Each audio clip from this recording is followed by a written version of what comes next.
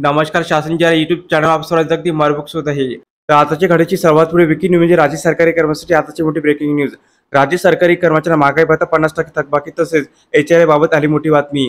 त्या संदर्भात या एपिसोडच्या माध्यमातून संपूर्ण अपडेट आता पण आहोत. तत्पूर्वी मी आपलं सांगू इच्छितो, आपण चॅनल नवीन असेल तर चॅनलला सबस्क्राईब करायला चला आजच्या नवीन अपडेट सविस्तर समजू. चला सुरू करूया. राज्यातील सरकारी कर्मचारी डीए वाढ फरक तसेच सुधारित राष्ट्रीय पेन्शन योजना व वाढीव घरभाडे भत्ते संदर्भात संक्षिप्त अपडेट पुढील प्रमाणे जाणून घेऊयात. आजच्या संहितेमुळे राज्यातील कर्मचारी वाढीव डीए रखडला आहे. माहे जानेवारी 2024 रोजीचा डीए लाभ आता राज्यातील कर्मचारी जून महिन्यापर्यंत लांबणार आहे.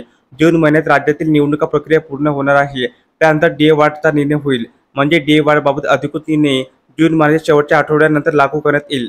त्यामुळे राज्यातील कर्मचाऱ्यांना 4% डीए वाढीचा लाभ हा माहे जानेवारी पेड इन जुलै महिन्याच्या वेतन आणि पेन्शन देयकासोबत अदा केला जाईल. त्यामध्ये जानेवारी महिन्यापासून डीए फरकाची रक्कम देखील अदा करण्यात येईल. म्हणजे राज्यातील कर्मचाऱ्यांना जानेवारी महिन्यापासून 4% डीए वाढीमुळे एकूण 50% दराने डीए वाढीचा लाभ मिळेल.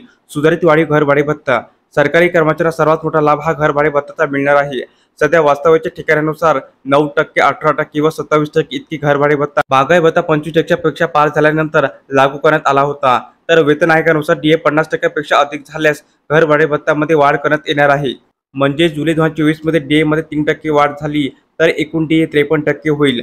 म्हणजे डीएचे दर 50%चा आकडा पार करेल. म्हणजे सरकारी कर्मचाऱ्यांना वाढीव दराने घरभाडे भत्ता लागू करण्यात येईल. म्हणजे वास्तव्याच्या ठिकाणानुसार 10%, 20%, 30% अशी वाढ लागू करण्यात येईल.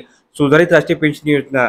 सुधारित राष्ट्रीय पेन्शन योजनेमध्ये राज्यातील कर्मचाऱ्यांना जुने पेन्शन प्रमाणे लाभ लागू करण्यात येतील. परंतु यामध्ये एनपीएस मध्ये कर्मचारी योगदान कायम असेल, जे की कर्मचाऱ्यांना परतावा असेल. संदर्भात अधिकृत शासन निर्णय निर्गमित केला नसल्याने कर्मचाऱ्यांमध्ये समग्र कायम आहे. याबाबत अधिकृत निर्णय माहे नोव्हेंबर महिन्यापूर्वीच होईल. तर अशा प्रकारे सरकारी कर्मचारी महागाई भत्ता, घरभाडे भत्ता आणि जुने पेन्शन योजनेसंदर्भात अतिशय महत्त्वपूर्ण अपडेट या एपिसोडच्या माध्यमातून आपण पाहिली आहे.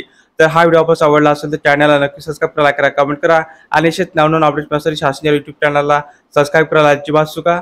धन्यवाद.